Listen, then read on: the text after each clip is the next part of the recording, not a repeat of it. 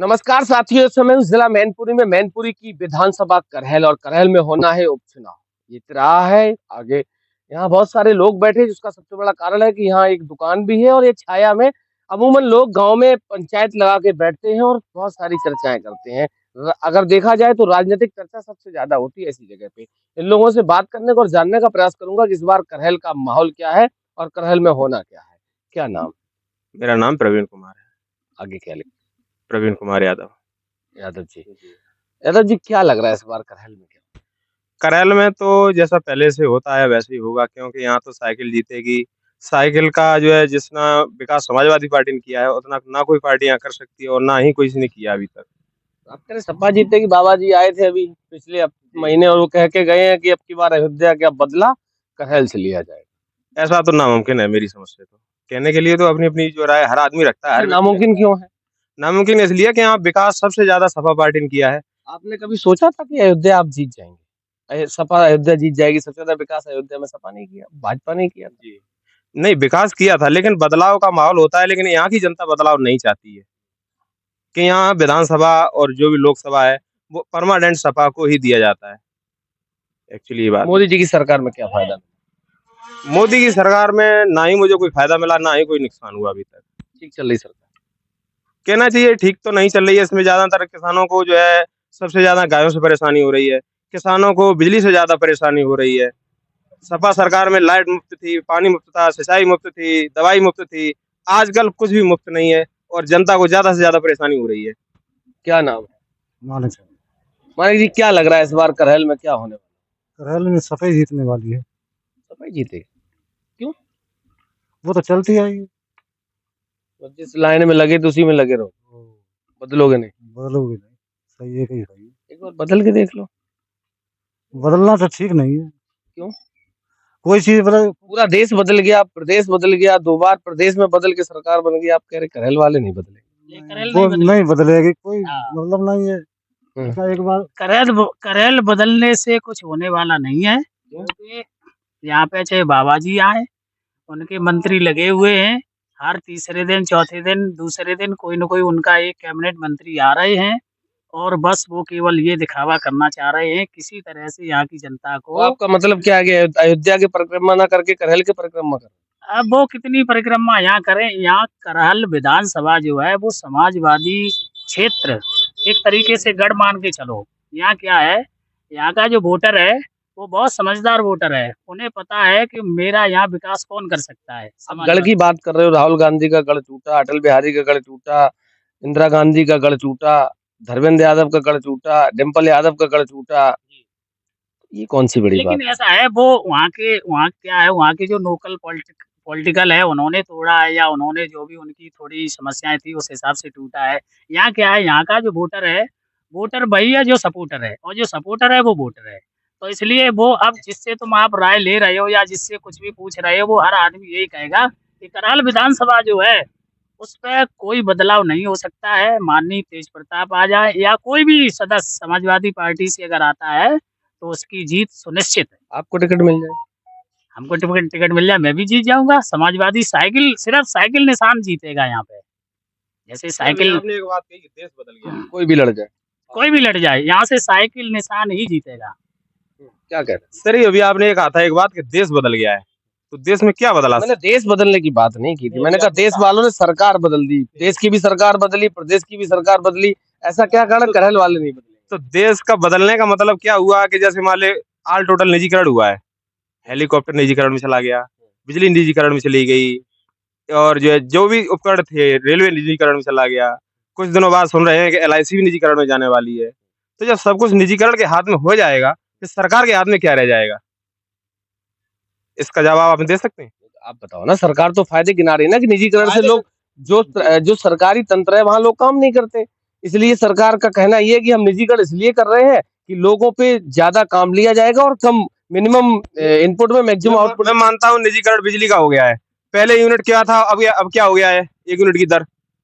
निजीकरण वाले अपनी मनमानी करेंगे, उससे जनता को नुकसान होगा, बेनिफिट नहीं होगा। अब ठीक है, आप सरकार की कमियां गिना रहे, तीसरी बार सरकार तो फिर बना ली। नहीं बना ली, अब मान लीजिए अभी जैसे फर्रुखाबाद का इलेक्शन हुआ, वहाँ डॉक्टर नवल किशोर साकी जी थे। तो उन्हें जबरदस्ती हरा दिया गया। ऐसी कम से कम 10वीं तो राजनीति क्यों करते हैं आप लोग? शटर बंद करके घर बैठ जाओ। अगर आप अपनी लड़ाई नहीं लड़ सकते, अपने वोट को नहीं बचा सकते, तो क्यों राजनीति करते? उसके लिए ये है कि जिसमें पावर होगा वही काम कर पाएगा। आज पावर बीजेपी का है तो बीजेपी अपने पावर का फायदा उठा रही है। सीखे तो आपसे ही है। नहीं, हमसे क्यों सीखे? आप निर्विरोध करा लेंगे कन्नौज से सांसद, अगर वो चीज वो कर लेंगे 1000-2000 वोट की तो दिक्कत है। नहीं, वो 1000-2000 की वोट की दिक्कत नहीं है। अभी जो पिछला इलेक्शन जो है उसका बीटीसी का हुआ, महिलाओं को निर्वस्त्र कर दिया गया, उन्हें पर्चा नहीं डालने दिया गया।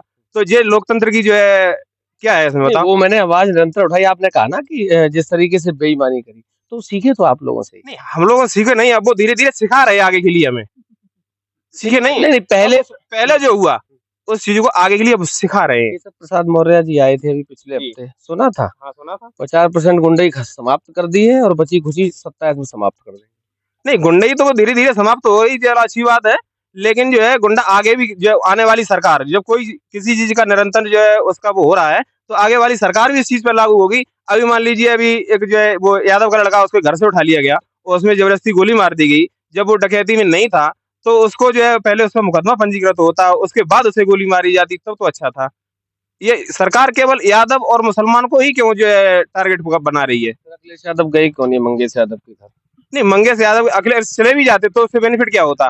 मंगेश यादव जीवित हो जाते। तो कौन लड़ाई लड़ेगा फिर? नहीं, वही तो बता रहा हूँ, लड़ाई लड़ने के लिए अब वही बात है कि लड़ाई कौन लड़ेगा, उसके लिए हिम्मत जुटाई जाएगी, धीरे धीरे पब्लिक आगे बढ़ेगी। हो सकता है जब- को आगे आना पड़े, जब रोड पे आना पड़े। प्रशासन अपनी मनमानी कर रहा है, आपको पता है कि एक पूर्व डीजीपी है, उन्होंने कहा है अगर फर्जी इनकाउंटर करेगी पुलिस तो उनको कोई बचाने नहीं आएगा। कोई उनको बचा नहीं सकता है। लेकिन जब पता है जब पूर्व डीजीपी इस तरह के बयान कर रहे हैं, उस पे भी अगर कोई भी अधिकारी संज्ञान नहीं ले रहा है तो इसका मतलब है कि आगे आने वाली जो सरकारें हैं या अखिलेश जी की सरकार आएगी 27 में, तो जितने भी ये जो सरकारी तंत्र है जिन्होंने ये गलत या जो क्या बोलते हैं फर्जी एनकाउंटर किए हैं उनका जवाब इनको मिलेगा। पंडित जी क्या नाम है? हमारा है राजेश कुमार पाल। पाल साहब है? और तिलक तो बहुत बड़ा लगा है ऐसे बोल। तिलक तो लगाने का काम ही मेरा। तिलक लगाने का काम है। जब बाबा जी ने मंदिर बनवाया तो पूजा करने के लिए बनाया, कभी ऐसे खड़ा रहता के लिए बनवाया? अयोध्या गए थे? अयोध्या नहीं गए तो अयोध्या इसमें नेट चल रहा है, यूट्यूब चल रहा है, उसमें देख रहे हैं। यहीं से देख ले। और हाँ, वोट कहाँ देंगे? वोट तो हमारी मर्जी होगी कहाँ देंगे, हम आपको क्या पता वोट कहाँ देंगे। सरकार कौन सी अच्छी? सरकार सब जो सरकार है वो सब अच्छी होती है, जो हमारा काम विकास का करेगी वो सरकार बड़ी। विकास किसने किया? 10 विकास तो यार सबसे ज्यादा मुलायम सिंह ने किया है। अब नेताजी नहीं है। अखिलेश जी आप नहीं, तो अखिलेश जी है। अखिलेश जी 5 साल रहे, उन्होंने क्या किया? उन्होंने ये सब रोडें बनवाई, जो नेताजी विकास कर गए तो उसको उन्होंने बढ़ाया, कम थोड़ा किया है। 8 साल से बाबा जी है, उन्होंने क्या किया? बाबा जी है तो बाबा जी बढ़िया विकास कर रहे हैं। खेतों में कम से कम हजारों गैया डली हैं। दुनिया के 60 रोड पे आदमी एक्सीडेंट से मर रहा है। किसानों की जो फसलें नष्ट हो रही हैं और जो बिजली का बिल आ रहा है, हाँ, किसानों की फसलें वो मोदी जी तो कहते हैं आय दोगुनी होगी किसानों की। जो बिजली का बिल आ रहा है, हमारा एक बिल भाई साहब 1 महीने के अंदर 6000 बढ़ के निकाल दिया। जो 300 रुपया 250 रुपया आता है 6000 को कम से कम 6 महीने हो गए, हमने बिल तक नहीं भर पाया। अब 6000 रुपया 1 महीने में बिल आम आदमी का निकाल दिया जाएगा। 250 रुपया आता था, उस बिल के चक्कर में मैंने बाबू को कितनी हमने एप्लीकेशन लगाई। बिजली मंत्री कह रहे हैं कि लूट बंद होगी इसलिए तिल मिला रहे कुछ लोग। अब लूट बंद कहाँ हो गई, वो तो लूट हो रही है। जब 6-6 हजार बिल भर के निकलेगा क्या कह रहे बाबा? लूट बंद बाबा नहीं हो रही है। अच्छा, हाँ काहे नहीं हो रही? सुनो, हाँ सुनाओ। आज हो गई 35 साल है। हाँ। मैनपुरी चौराहे पे आदमी मारा गया था। अच्छा इधर बताओ।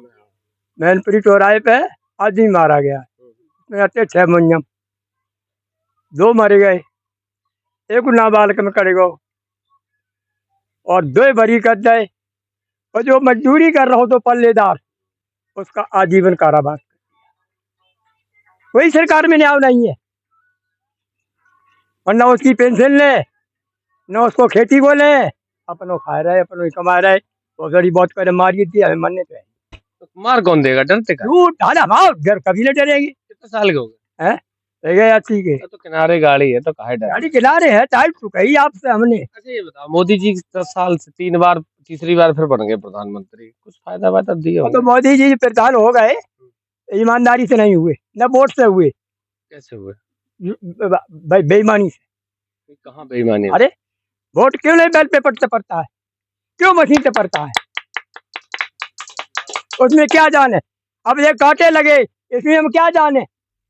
सोना खरीदन जाते तो ग्राम घुंघटू डाट दो जातो और बटा बाट दे जाते ठन्नी टोन्नी करनी। अब इसमें हम क्या ढूंढ लें, बेईमानी तो हो रही। अब आवाज कौन नहीं उठा रहा? फिर आवाज कोई नहीं उठा रहा, बेईमानी हो रही तो शांत बैठे हैं। हम तो बैठे ही, हम कुछ कहा था सोते काने के जाए तो कहीं वोट काऊ को नहीं थी बस, और तो सोते कुछ कहीं नहीं हमने। वोट तो किसी को दोगे, क्या कोई जरूरी है कि कऊ के नौकर है पहले दिया था किसी को? ना, जब दिया तब दिया था, अब नहीं दे। पहले किसको दिया? पहले तो समाजवादी पार्टी को देते रहे, अब उनसे ही मोह भंग हो गया। अब भंग हो ये गोविंद से ही बेकार हो गया। अब गिरे भाई पहलवान से कहा कुछ लड़े, अब कहाँ गिरे, 37 सीटें आ गई, आ गई कहाँ है? अब तो मजबूत हो गए। 3 और कम कर दें 40 आती। मतलब अंदर से पूरे वाले हो, ऊपर से दिखाओ। अरे बूढ़े वाले नहीं है, मैं भविष्य की बात बता दूंगा, वो पूरी होएगी। बताओ भविष्य, हाँ बताइए अखिलेश यादव का भविष्य क्या है? यहाँ से नहीं आ रहे दुनिया के हम ठेकेदार। तो यहाँ से वो जीत भी जाएंगे तो क्या उखाड़ लें? तो भाई तो बात अन्न का कर ले हम, आप बताओ ना भविष्य क्या है? भविष्य यही है, अन्न की बात को हम नहीं बता पाएंगे।